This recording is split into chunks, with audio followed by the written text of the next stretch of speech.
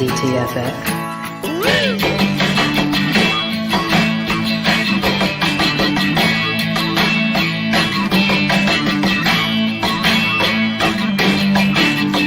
Once again, here is Drinking and Talking Fantasy Football with your hosts, Dustin Lunt and Jake Trowbridge.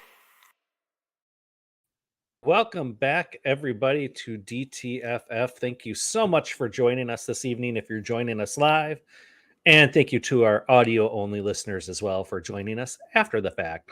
Thank you for bearing with us here as we got a late start this evening. I was having some technological issues that we had to work through before we got going here because our standards are only the best for you. But we're here, better late than never. And we've got a great show for you all this evening. But before we get into it, say hi to my co-host, Jacob Trowbridge. How are you doing this evening, sir? Hi, Dustin. I'm doing good. You know, we're now 4 weeks deep into fantasy football, the quarter point nearly of the NFL season. So it's nice. It's nice to have settled into a bit of a comfort level with it, though, isn't it? It really is. We're starting to see some what we thought were trends are now kind of just actually playing out. And, you know, it's been a great season so far. Yeah. Quite the injury-ridden season to this point. And week 4 really just kind of cemented that. Basically, if you manage a fantasy football team, good luck, because there is a strong chance that about a third of your players are out for at least a week. So we'll talk through some of that, I'm sure, as we get into the meat of our episode. And if I can catch this goddamn mosquito that's flying by me, Dustin, you are going to hear this probably a lot throughout the show as I try to keep my domain my own. But anyways, yeah, have you really been hit in your leagues with injuries yet? I have. This last week especially, I know I've talked about my All Lions offensive team I have here. So I was without Amon-Ra and DeAndre Swift. I did manage to pull out the victory, though, by less than 2 points. So because you also had TJ Hawkinson, right? On true, that All very Lions true, team. yes. So he made up the difference with that performance. But yeah, I was hit with the bug. Absolutely. It was a rough go. Overall, though, my teams more or less pulled it out, though. So how about you? My teams never pull out, Dustin. I just, have to nearly throw in the towel in our home league, man. It has been a devastating start. I've not experienced anything this terrible in that league since I joined it 5 or 6 years ago. And it's just not feeling good. I'm 0-4, listeners. I'm 0-4 in the most important league because the home league means everything. That's right. And I conversely am 4-0 in this league. Thank you for rubbing salt in the wounds, Dustin. I was waiting for that announcement, as I'm sure all of our listeners were. No, it's one of these things now where it's just shoot for the moon every single week. Just all upside. The decisions are going to get ridiculous for my starts. I'm going to be throwing out dudes that folks have never heard of just on the hope that they score a couple of touchdowns. Well, there is always that. There is. But the rest of my leagues, I feel very confident in. Well, so that's nice. I've been crying into those leagues. I've just been holding up my phone and bashing in that glow. But it's interesting. And now at this point, Dustin, I need to take to the heart some of what we're going to be talking about later in the show, because we're talking about players we need to cut bait on and say goodbye to. And especially if you're in my situation, if you are 0-4, if you are 1-3, you need to really be taking this advice and saying, all right, I can't mess around. So we're going to help you with that. Got to turn the ship around. That's right. So yeah, we're talking some veterans you should be cutting bait on. And maybe there's some that you shouldn't, that all hope isn't lost at this point. But mainly it's like, these are guys we thought going into the season, hey, their value is depressed a little bit because they're the old guys, which we're kind of team old guy here on the podcast. We love our veteran players. But yeah, so we're going to take a little closer look this evening and see if some of these players are ones you really should be just letting go or just holding on like Rose and Jack and Titanic. Oh God, does that mean somebody's about to freeze to death before the end of this season? Okay. No, good. No. It'll end better than that. So before we get into it, Jake, what are we drinking this evening? Since you provided this lovely beer for us. I did. I'm keeping the good times going from Door County. I didn't realize this. This is like 4 weeks in a row. I can't shut up about my Door County trip, apparently, but it's a lovely place with lovely beer. This one is from One Barrel, which is a local, but also resides in Door County. It's a cherry lager. This is kind of an interesting one, Dustin. I don't know if you'd had this one before or not. Mm-hmm. Yeah, they've had it on tap here in Madison, at least for the last couple years that I know of for sure, a few years. It's a seasonal beer, obviously, hence the fall with cherry season. So they only have it on for a very limited time. This is an interesting beer. It's fine. You don't get a lot of that cherry flavor. Like there is a flavor to it, but it's not like that heavy, like sweet cherry flavor that you're looking for or you'd expect when you read cherry lager. But it's a fine lager. It's 4.8%, very drinkable. It doesn't make you pucker. It doesn't give you the cherry pucker on both ends. No, not at all. Okay, it doesn't accomplish that.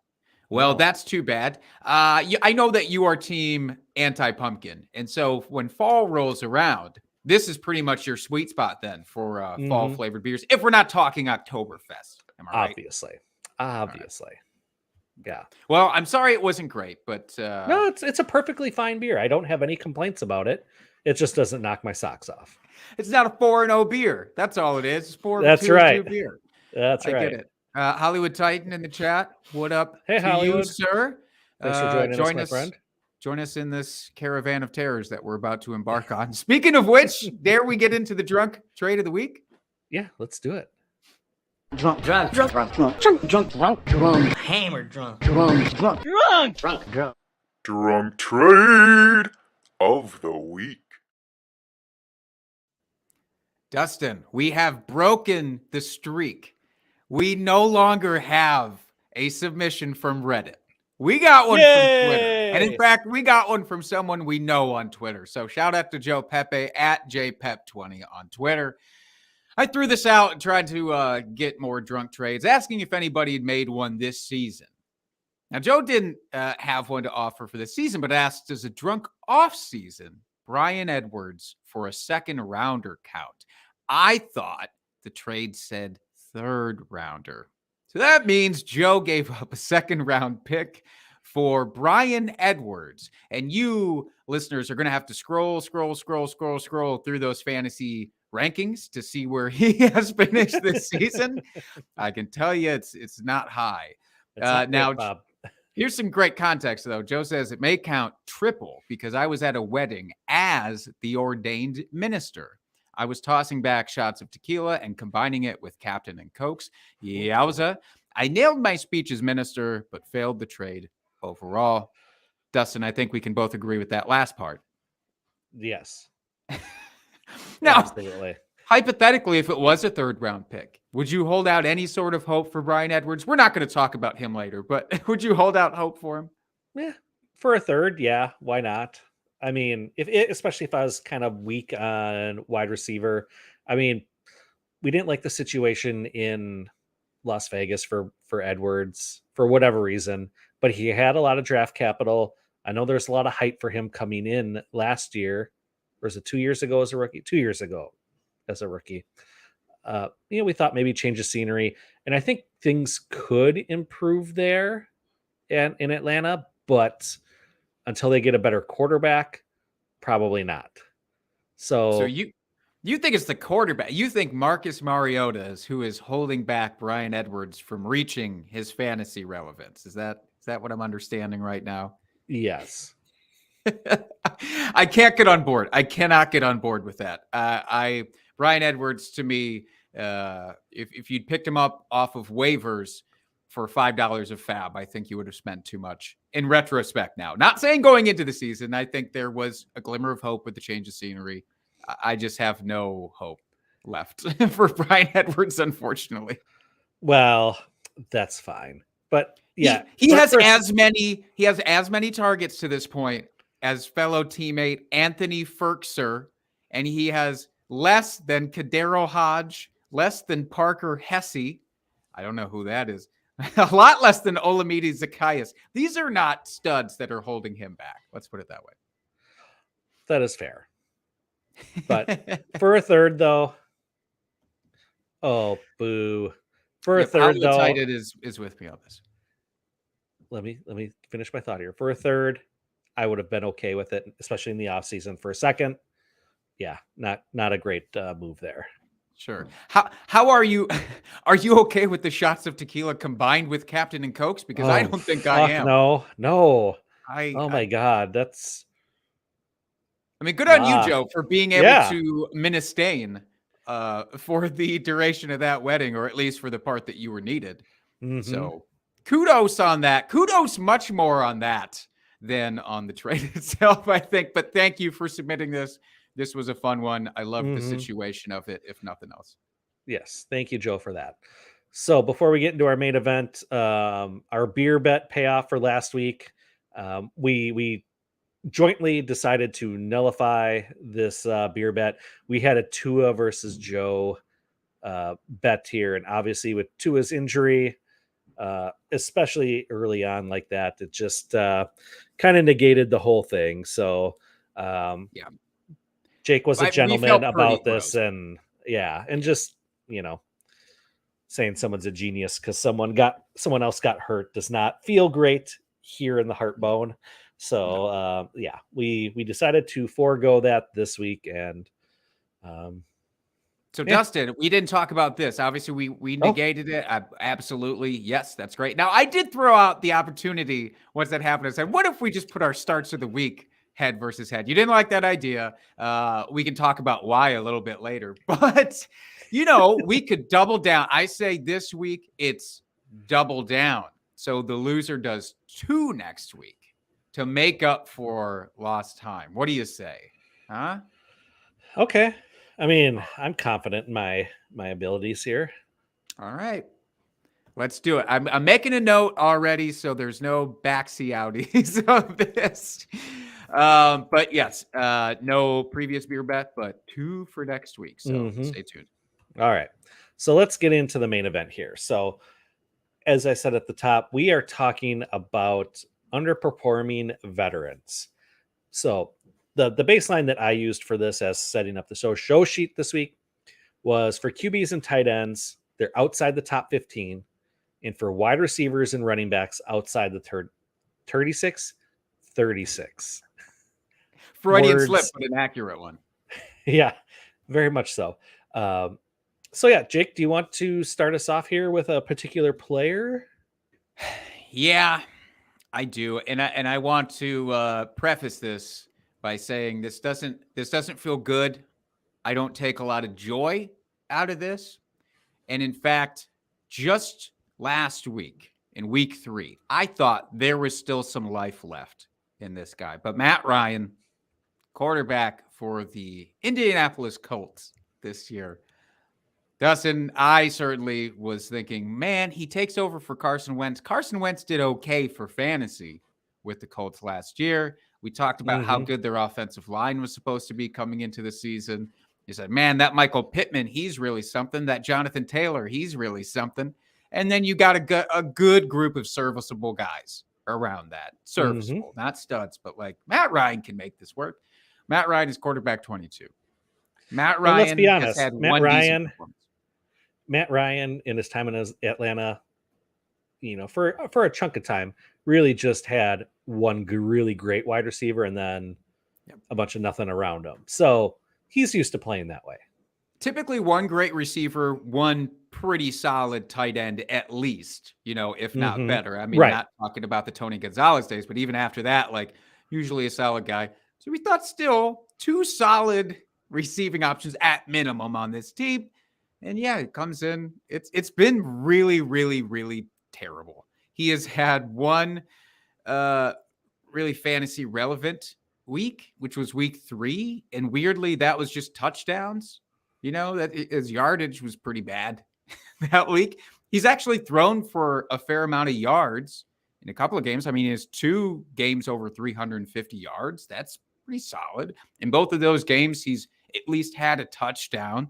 The turnovers have been really terrible for him. Certainly, if you play a league that penalizes, quarterbacks getting sacked, you're not a fan of Matt Ryan. Nope. Just in general, though, I mean, it's quarterback 22. It's a decent performance to hang your hat on, and that's not enough for me to hold him in probably almost 2 quarterback redraft leagues. I'd much rather take on a guy with more upside. Like, I think I would rather have Jacoby Brissett far and away as my quarterback 2 until week 11 than stick with Matt Ryan. Mm-hmm.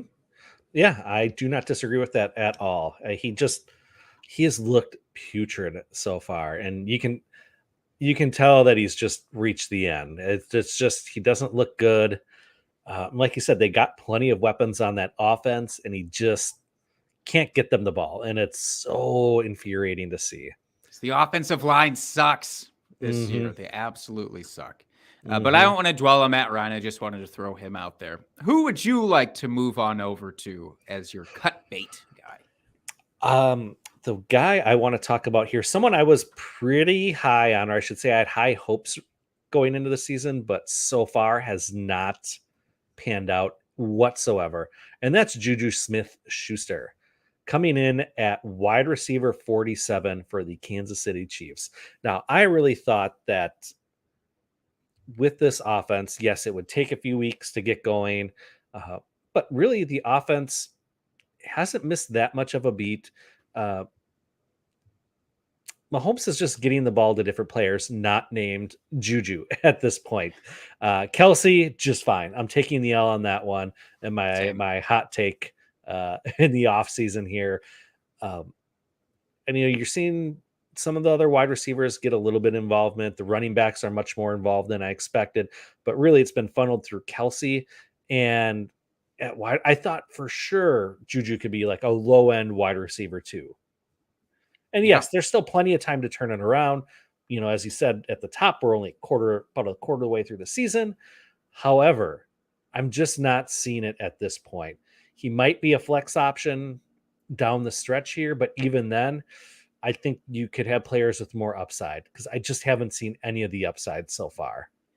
What sucks about Juju to this point is he is the second guy on their depth chart for receiving right now. Like, as everything stands, even though Patrick Mahomes is spreading the ball around, he is second in targets. He is second in receiving yards and receptions.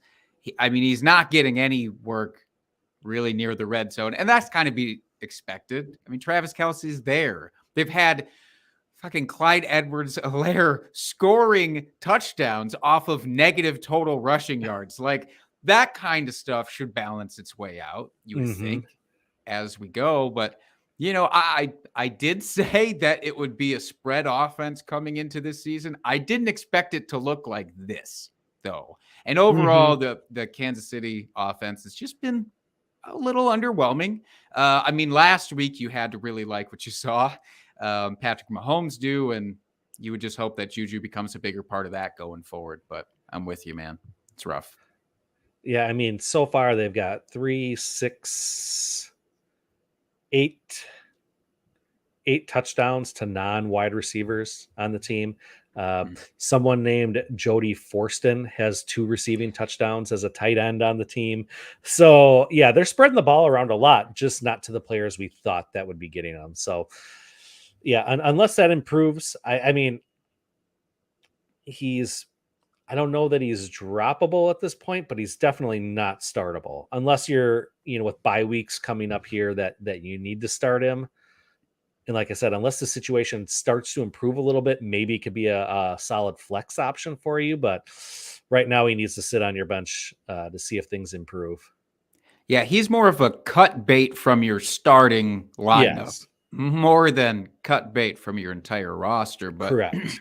I want to talk about somebody who is unfortunately a cut bait from your roster at this point, and it's at a gross position. So you might say, well, why even bother? Because whoever I'm going to throw in there probably isn't going to do any better than Evan Ingram, who is tight end 18. But this one stings a lot for me because we are and were extremely high on the Jaguars offense. We talked about this on Sunday, maybe ridiculously high for some folks coming into this season. And in the post-Urban Meyer world, we have liked what we've seen from Evan Ingram's quarterback, Trevor Lawrence. We've loved what we've seen from the wide receivers there, but it seems like it doesn't extend to the tight ends. And Evan Ingram, Dan Arnold, if anybody was holding out hope for Dan Arnold, fellow tight end over there, you can go ahead and lump him in here. It's not been good, but Dustin, I want to ask you this. Talking about cutting bait. So moving a guy like Evan Ingram off of your roster means that you want somebody who's going to come in and get more upside to replace him. Right. Because this might as well be a streaming position at this point, right? So are there guys that you say, man, I've got Ingram sitting there. Let me move him for X player? Or are you just strictly looking at weekly matchups at that point? I think if I could, I would just be looking at weekly matchups, but kind of looking at the list here of guys that are right above or, same areas as Evan Ingram. Bob Tonyan, he's started to come on the last couple weeks here, coming back from that injury. Same with Irv Smith. He's been getting more play. So, I mean, those two right off the hat are ones I'd be looking at. Mo Alley Cox, maybe. He's just outside of tight end 1 territory. We've seen him. I know this last week he had a couple of big plays there, touchdowns. So, I mean, there's some guys, but I think at this point, I mean, if you're shooting for those players anyway, you might as well just play the matchups and take the best one you can. Yeah, I'm inclined to agree with that. I mean, I think maybe there's a guy or two. Like I did pick up Taysom Hill this past week, basically to play over Evan Ingram. It feels like, I'd rather take the upside there, especially with all the injuries coming around in New Orleans, and say, well, hope for a touchdown. And it seems like he has a better chance than most to get one every week. Guys like Dawson Knox, I feel like it's got to happen. That whole Bills offense has been odd, especially this past week against Baltimore. Certainly was not the type of shootout that we envisioned. So maybe a guy like Dawson Knox gets a lot more involved going forward. But yeah, sadly, end of the road for my hopes of Evan Ingram being a thing this year. Yeah, and it's too bad because he's actually 3rd on the team in receptions, but his receiving yards, he's still under 100 yards with 13 receptions. So he's just getting short little passes and then getting tackled right away, unfortunately. So it's sad to see. And they're obviously not utilizing him right now in the red zone either, with no touchdowns. Hopefully you'd see that change and we get some regression back to the mean there. But yeah, at this point, not worth hanging around on your roster. Sadly. Let's talk more sadness. Who you got for us? Oh, we are just wallowing in sadness today. All right. Where do I want to go next? I don't know. I look at the list. Barely too many options. It's all too sad. I will go with Alvin Kamara here next. Currently sitting at RB61, and yes, he hasn't played 2 games. So I understand that it's not the same as the rest of the players here we're talking about. What? Can you hear me? You cut out, but that's okay. We're back. We're back. Keep going. Okay. I was like, what happened? Oh no. All right. We can cut that in post. There is no post. Cut that. Oh, now I lost my whole train of thought. So Alvin Kamara. Yes, I know he's only played 2 games, but still what we've seen out of him the first couple weeks has not been great. He just hasn't looked like himself as we're, this whole offense. I shouldn't say the whole offense. Chris Olave has been doing great. Michael Thomas started off great week 1, kind of has been tailed off here. I know he's had a little injury. The whole offense is just kind of dinged up right now. So I think that's just slowing things way down. And again, Alvin Kamara, not someone you're going to cut off your roster, but he does not need to be in your starting lineup. until you see this offense improve and see him come back healthy. It's hard to say with a stud like this because he should be helping you win weeks, especially where you were able to draft him in this offseason. You were getting him later than we've seen him over the last, 4 seasons. So it really pains me to say it. And you can't trust him right now. And I'm sure the 1 week that you have him on your bench, he's going to go off for like 4 touchdowns. But I would be willing to take that chance right now until I see him back and healthy. See, with a guy like Camara, he is one, if he comes back healthy and they say before the game, he's active, he's suiting up, he's going into my lineup. Because running back right now is so terrible. It's absolutely terrible. Like, I want to get your opinion on this. And just as a little bit of context, yes, he's been banged up, and when he's been in there, he's gotten some targets, 11 targets through 2 games that he's actually played. So I do like to see that.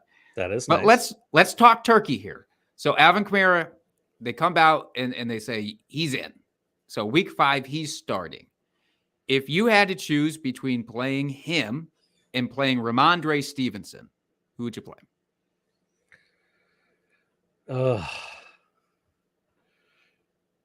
I would. Can I see what the matchup? Can I see what the matchup is? No. Well, if you're giving me a choice, and I can play the matchups, but it's that point for you where you have to look at Alvin Kamara as a matchup dependent guy. Yeah. Okay. I mean, until we see, like I said, until we see it, I can't trust him. And I don't want to risk at this point him coming out and giving me a goose egg because he comes in for a few plays and gets re-injured. If he's, with his injury, I can't assume he's going to come back fully healthy. And a guy that you're expecting to, give you 15 plus points in a week to come out and give you that big goose egg. That's a hard pill to swallow, man. And I would like I said, until we see him coming out and producing, and even if it's just the 1 week, I'll take the hit on the 1 week and then come back next week and say, hey, I was wrong. He looked great, cut my losses, but I'm willing to chance that for this 1 week coming off of this injury that he's missed a couple games. Damn. I just can't do it. I mean, for me, it's like thinking of who do I actually have on my rosters that could step in and go, well, they have even close to his ceiling, let alone do they have a secure enough floor? Guys like Chase Edmonds, Ezekiel Elliott, which we might as well talk about him now in the same breath, since we're on this gross trope of old running backs who are disappointing. Dustin, let's talk about Ezekiel Elliott, who is RB35 on the season. He doesn't have the excuse of missing games. He's played all 4. This isn't an Alvin Kamara banged up guy situation. This is just Ezekiel Elliott being Ezekiel Elliott, and it stings if you've drafted him, as I did in the 1 league that I bet against myself in. So what are your thoughts about Zeke? Do you feel like, because for me, it's very clearly he's a guy I'd much rather bench going forward until I see some signs of life out of him. Yeah, this one pains me. I mean, it's kind of the same situation. And it's weird because Zeke and Pollard are back to back. They're currently 36 and 37 on the season here. Zeke, I don't know what to say. I mean, he's not getting that many targets, although, Pollard has just under double what he does, 13-7.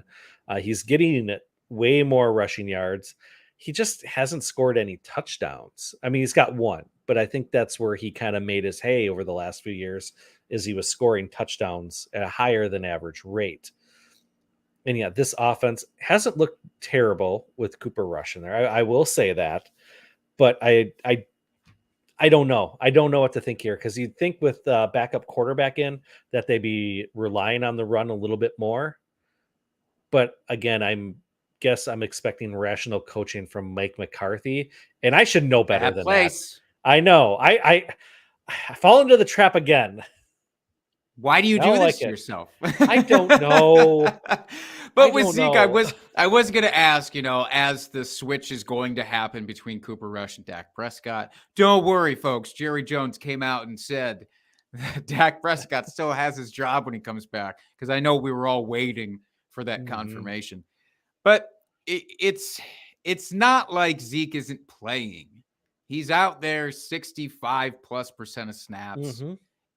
He had one catch on Sunday. I was like, oh, wow, look at that one play from Zeke. He caught the ball for like 30 yards, and that was his only play of the game, essentially. And that's what you hung your hat on if you had him on your team.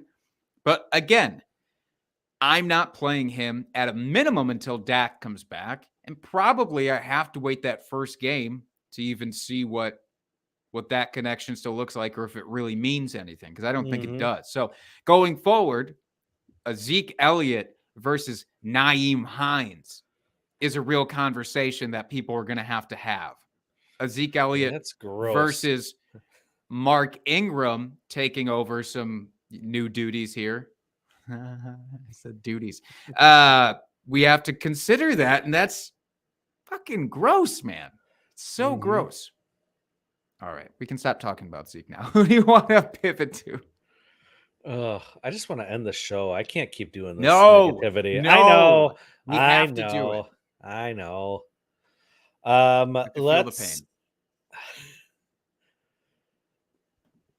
Let's go back. Well, let's stick with Dallas here. How about that? And go to tight end and talk Dalton Schultz. Currently at tight end 35. And again, kind of the same things we've talked about. We'll just kind of piggyback off, change of quarterback, yada, yada, offense, Mike McCarthy. You would think that with a backup quarterback that the tight end would be his best friend. And it really hasn't happened, which I don't understand. And we saw Michael Gallup come back this week, scored a touchdown, if I remember correctly, looked good in his return, which is awesome to see. That makes me happy. I don't know if that's just a function of that, but even leading into that for the first few weeks here before Gallup came back, you would have thought Dalton Schultz would have had more of a impact on the game and more fantasy production. So I don't know if last year was just kind of a one-hit wonder type deal where lightning struck in a bottle and it just happened to be one of those years. And this is the guy that he is, or again, kind of a function of a dysfunctional offense at this point.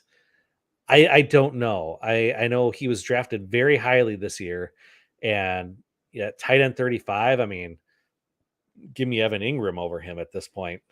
Okay, let's back the trolley up here for a second, because Dalton Schultz has also not been playing the entirety of the year, so we have to account for that. He did play in week 4, but he didn't play in week 3, so you factor that in. Week 4 was awful. Week 4 was absolutely abysmal. Nothing. He put up a literal goose egg for you. But if we go back to week 1, there was glimmers of what we wanted Dalton Schultz to be there. 9 targets, 7 receptions, 62 yards, heavy involvement in the offense. Some of that with Dak Prescott there.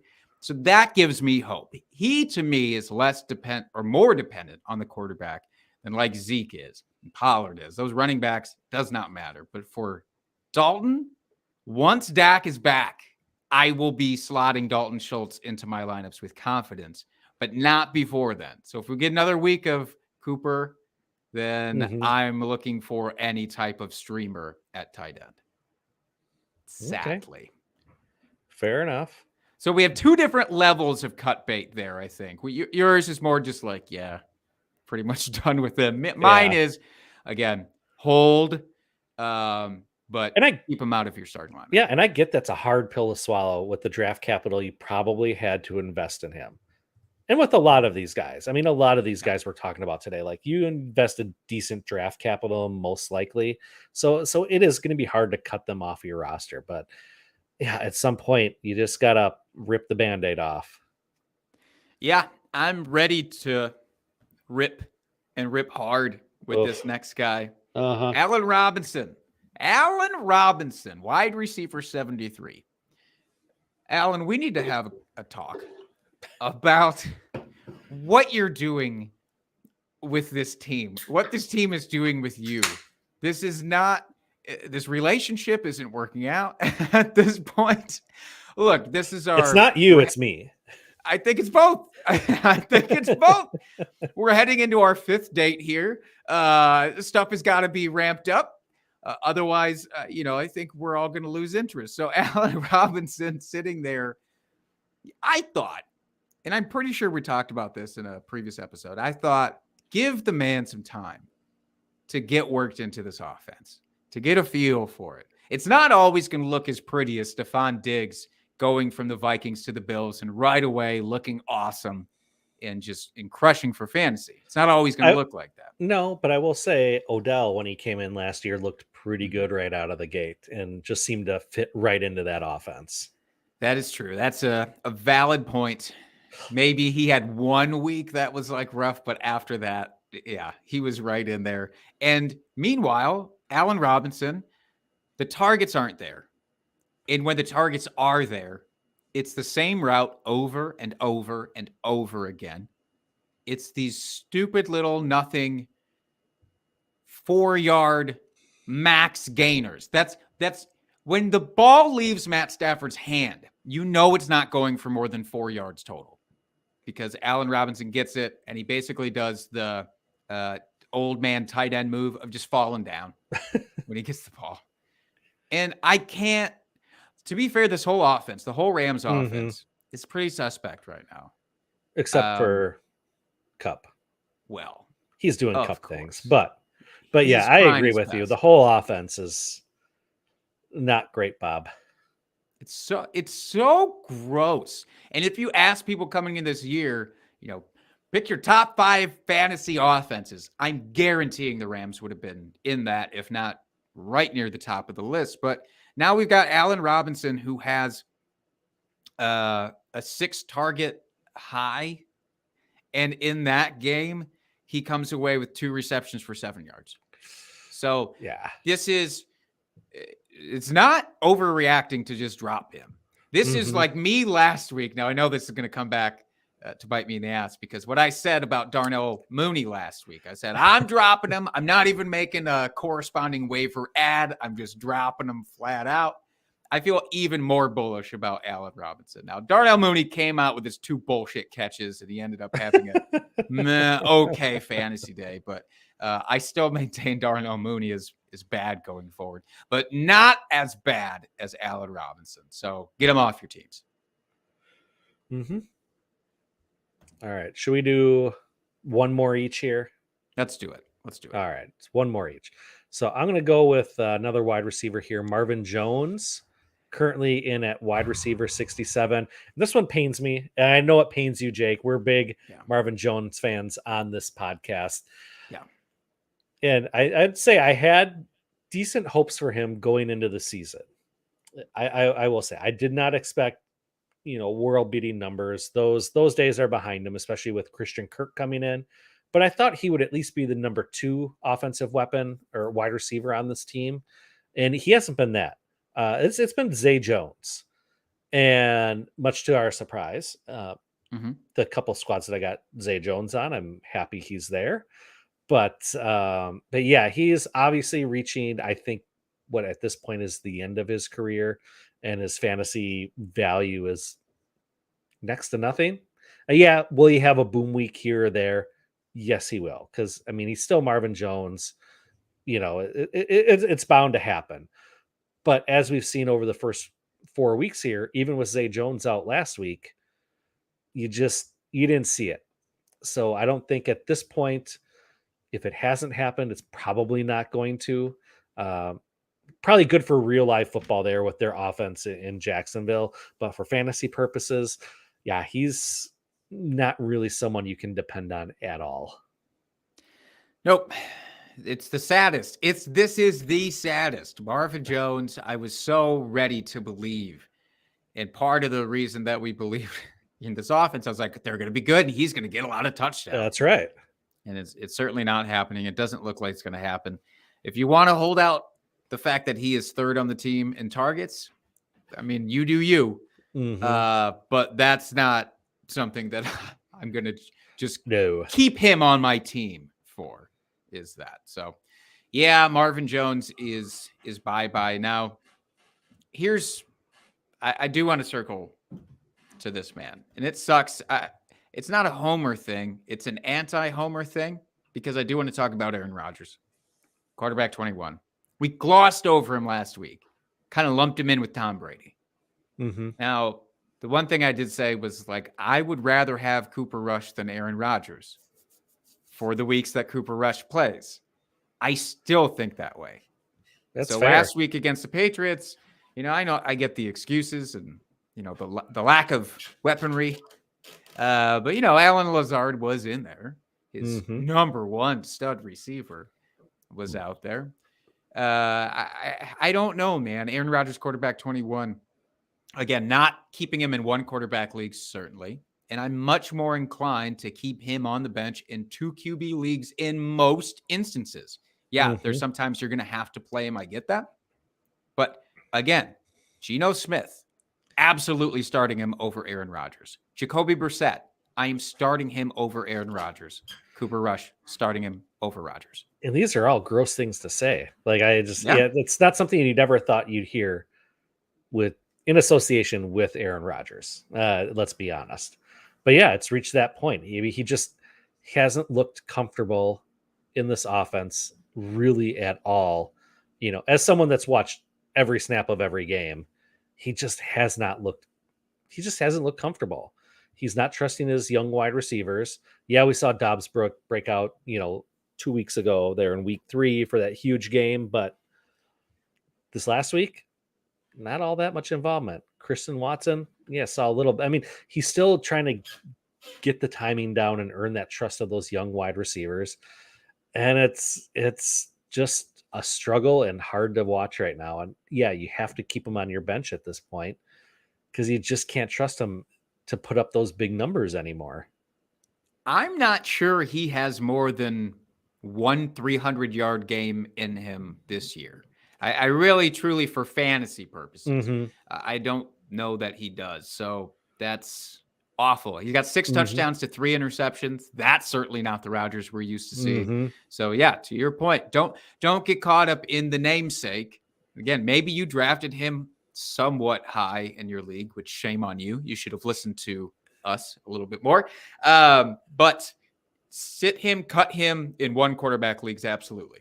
Yep. All right, let's shake it off. I know. Let's move on from there and talk about some good things. So, starts of the week. Let's do a little recap of last week, and we both knocked this one out of the park. It's a little pat on the back here. Yeah, we don't get them always right. So, Jake, you had Austin Eckler at Houston, the number 2 overall scorer for the week, and the RB1. With 34.9 points. Congratulations on that. That was a good call.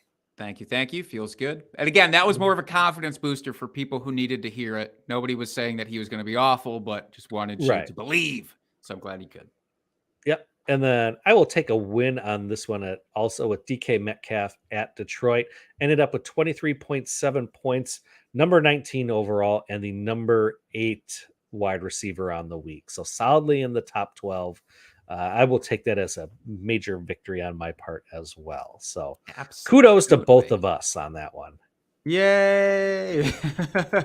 And now we have to see if we can maintain this momentum. So do you want to start? Do you want me to kick this off? I'll start us off. So I am going back to against Houston as you did last week. I'm taking James Robinson going against Houston. You thief. I know.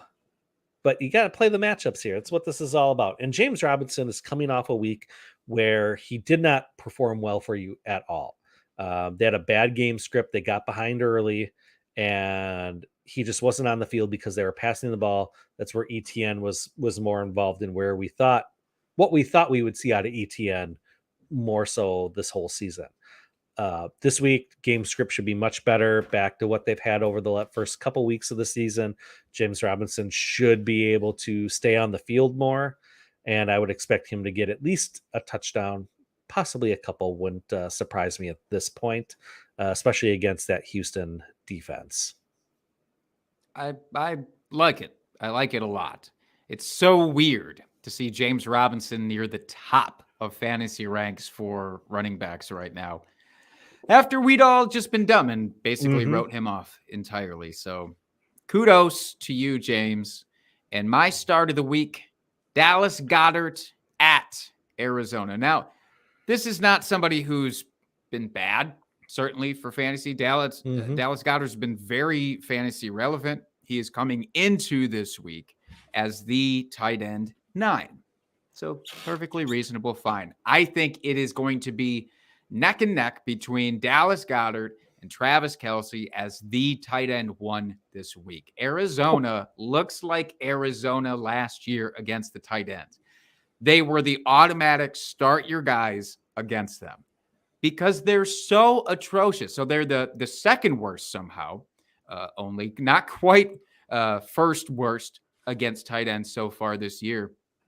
But it's like you can have anybody play against them. Ian Thomas was one of the tight ends that they played against last week, Carolina. Then it's like your Higbees, who, to be fair, Tyler Higbee coming on stronger than I imagined him to, but they're not facing just the cream of the crop tight ends. They are facing some bottom rung dudes who are performing fine against them. Dallas Goddard, not a bottom rung dude. He's going to smash this week. Yeah, I like that. Woo. Okay. Beer bet time? You betcha. You betcha. Now, I did pick last week. Even though we nullified it, I will give the reins back to you so you can select this week's. All right. And I'll be honest, I couldn't remember if you had picked or if it was me. So let's take a look at the schedule here and let's find something that we can work with. Don't do anything too gross, okay? Can you just... Nothing too gross? Yeah, nothing too gross. Like, I don't want one of these things where you go, well, let's put the third string backups against each other and just see what happens. Ooh, that could be interesting. Oh, could it? There's one that's interesting. Stop with the bullshit teasing and just let me have it. Well, the first one that came to mind here as I was scrolling through, Cooper Rush versus Matthew Stafford, PPR points. Oh, now, well, PPR doesn't really matter unless you expect one of these guys to be, out there catching passes. Right. Yeah, Cooper Rush, Matt Stafford, Matt Stafford isn't Aaron Rodgers, so that would still be a pretty easy one for me. Okay. You don't have I know. That's what I said. It was just a thought. I'm like, ooh, that could be interesting. Yeah. How about... I think. How about this one? J.K. Dobbins versus Joe Mixon. I will still take the Joe Mixon side. All right. Yeah. I hate that you made me do that. But I know you loved J.K. Dobbins last week. I do. He scored a couple of touchdowns, and so that buoyed his fantasy. It did. But it did. I will still take Mixon. I just don't believe in Dobbins as the long-term rest of season guy. So let's do it. All right. Typing her in the sheet. All right. God, that's gross. Couldn't have been anybody but Joe Mixon, huh? That's why I picked it. God damn it. I kind of hope I lose.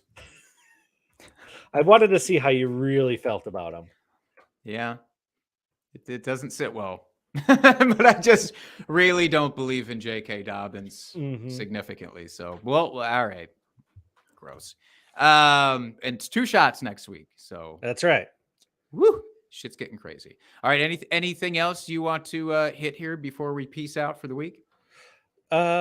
Only that I'm really excited for second week in the row. We have early morning Sunday football, another London game this week. So that is going to be fun because I love nothing more than crawling out of bed, turning on the TV, and there's already football on. Drink some coffee, have a little BM this week with that because our Packers are playing with their first time overseas. So that'll be fun to watch. Yeah, I'm excited for that though. I love these London games early in the morning. They should have one almost every week. Yeah, I don't know why people are complaining about London games. If in the lineup setting things, and I get it, Alvin Kamara was out early. He was on my roster. I had to wake up early and swap him out. It's what you do. But you can't be mad about getting out of bed and having football on right away. And I get on the West Coast, that's at like 5:30 in the morning, but still, it's still amazing. No excuses. Play like a champion. That's right. That's right.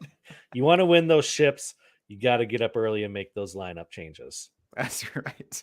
So be at the alert for this week when the Packers do play. Not that you'll probably, keep an eye on like Aaron Jones and AJ Dillon. And the Giants side, keep an eye on Saquon Barkley. So literally just your running backs. Keep an eye out for any injury alerts that pop up for the running backs in case you have to make a swap.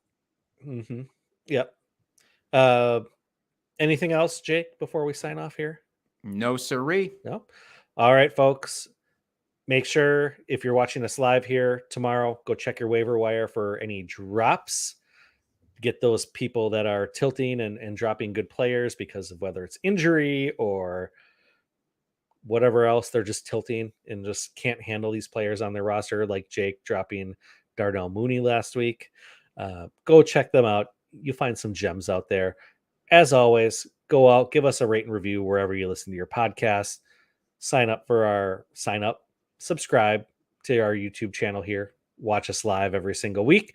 Our DMs are always open, especially now we're in season here for any start sit questions, trade questions, anything like that. We are here for you at your disposal. Hit us up at Drinking Fantasy. Our DMs are always open. Hit up my co-host Jake at Jake Trowbridge. You can find me at FF Dusty Dog. And until next week, folks, keep drinking and talking fantasy football. Cheers, FFers.